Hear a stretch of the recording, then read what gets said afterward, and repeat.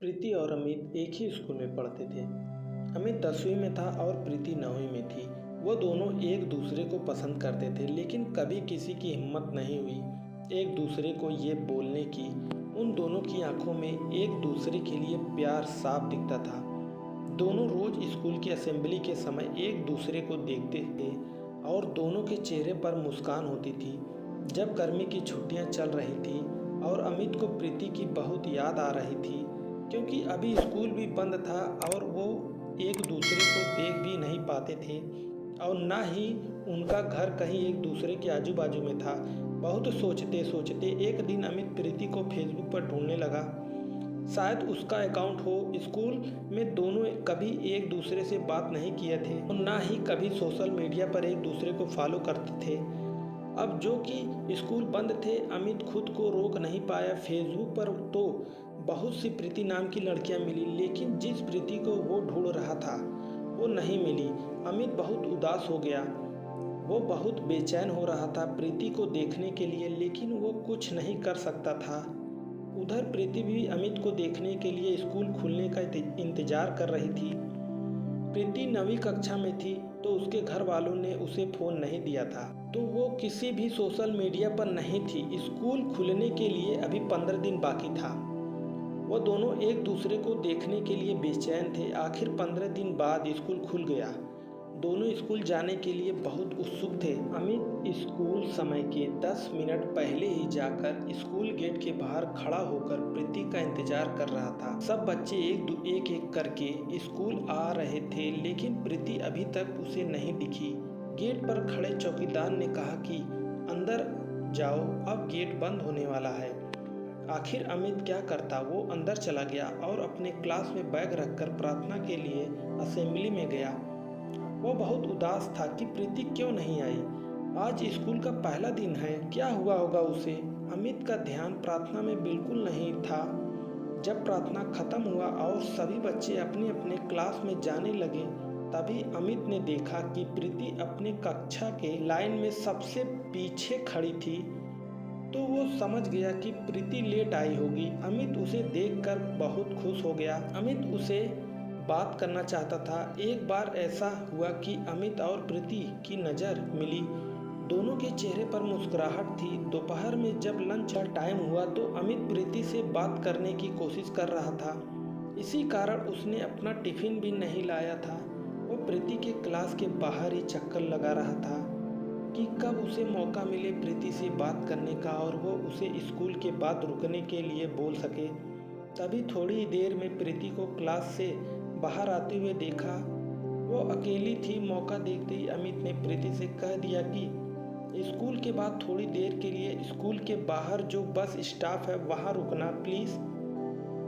प्रीति उसे देखकर बोली ठीक है और चली गई। दोनों अपने क्लास में चले गए। बस जल्दी से स्कूल का समय खत्म होने का दोनों इंतजार कर रहे थे। प्रीति के मन में बहुत से प्रश्न चल रहे थे। अमित क्या बोलेगा, मैं उससे क्या बात करूंगी। स्कूल का समय खत्म हुआ। सभी बच्चे अपने घर जाने के लिए निकल गए। प्रीति और अमित भी स्कूल से निकले और बस स्टॉप पर गए। प्रीति जब वहां पहुंची तो अमित पहले से ही वहां खड़ा था। प्रीति उसके पास गई और उसके बाजू में जाकर खड़ी हो गई। अमित का दिल बहुत जोर से धड़कने लगा था। फिर अमित ने हिम्मत जुटाकर पूछा, तुम फेसबुक पर हो। वो बोली नहीं, मेरे पास फ़ोन नहीं है। अमित ने पूछा क्यों, तो प्रीति बोली अभी मैं 9वीं कक्षा में हूँ और मेरे घर पर अभी फ़ोन चलाना मना है। अमित बोला ठीक है। फिर दोनों के बीच थोड़ी शांति थी। फिर अमित ने पूछा आज तुम लेट क्यों आई स्कूल। प्रीति बोली मेरी बस छूट गई थी, मुझे देर हो गया था। फिर प्रीति बोली क्यों, तुम मेरा इंतज़ार कर रहे थे। अमित थोड़ा मुस्कुरा कर बोला हाँ। फिर अमित ने पूछा कि अभी तुम घर चली जाओगी, तो अगर मुझे तुमसे बात करना हुआ तो कैसे बात करूँगा। तुम अपना नंबर दो ना। प्रीति बोली क्या बात करना है तुम्हें। अमित बोला ऐसी कोई बात नहीं है, लेकिन फिर भी अगर बात करने के लिए मन हुआ तो। प्रीति बोली कि मेरे दोस्तों के पास मेरे पापा का नंबर है, उनको मुझसे बात करना रहता है या कुछ काम रहता है तो। वो उस पर फ़ोन करते हैं, लेकिन मैं तुम्हें वो नंबर नहीं दे सकती। और तभी प्रीति की बस आ गई और वो अमित को बाय बोलकर चली गई। अमित उधर ही रुका था थोड़ी देर तक और सोच रहा था कि वो प्रीति से कैसे बात करे। यही सोचते सोचते वो घर चला गया। उसे प्रीति की बहुत याद आ रही थी। उधर प्रीति भी रात भर सोई नहीं। उसे वो सब बात याद आ रही थी जो उसके और अमित के बीच हुई थी बस स्टॉप पर। आज पहली बार दोनों ने एक दूसरे से बात किया था। अगले दिन फिर दोनों स्कूल में मिले। दोनों खुश थे एक दूसरे को फिर से देखकर।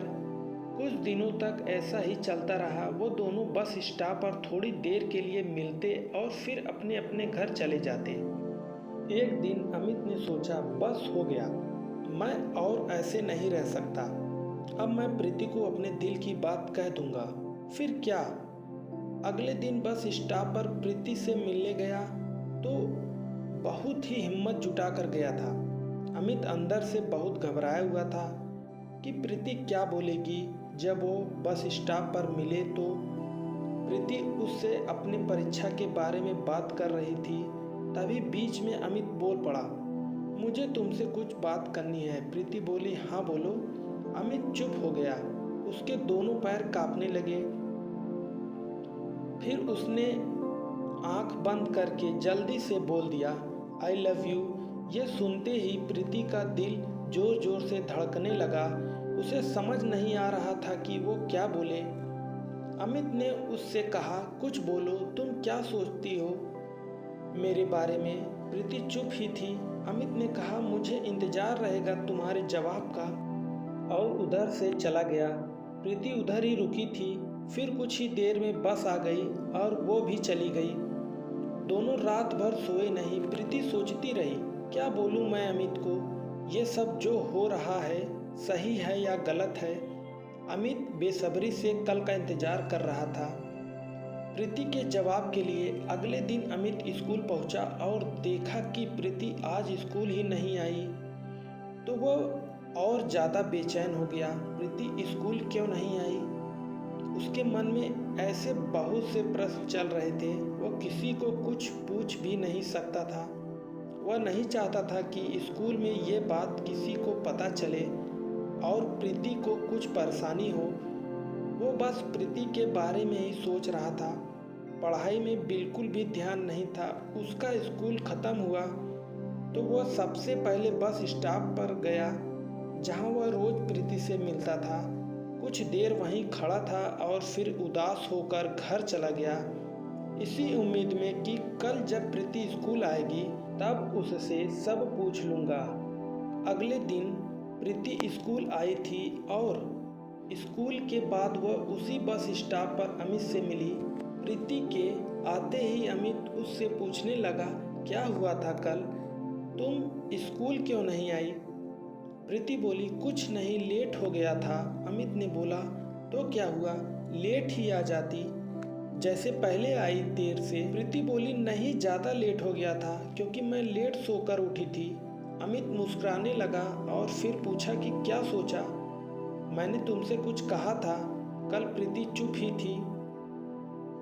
फिर बोली, क्या बोलूं, मुझे कुछ समझ नहीं आ रहा है।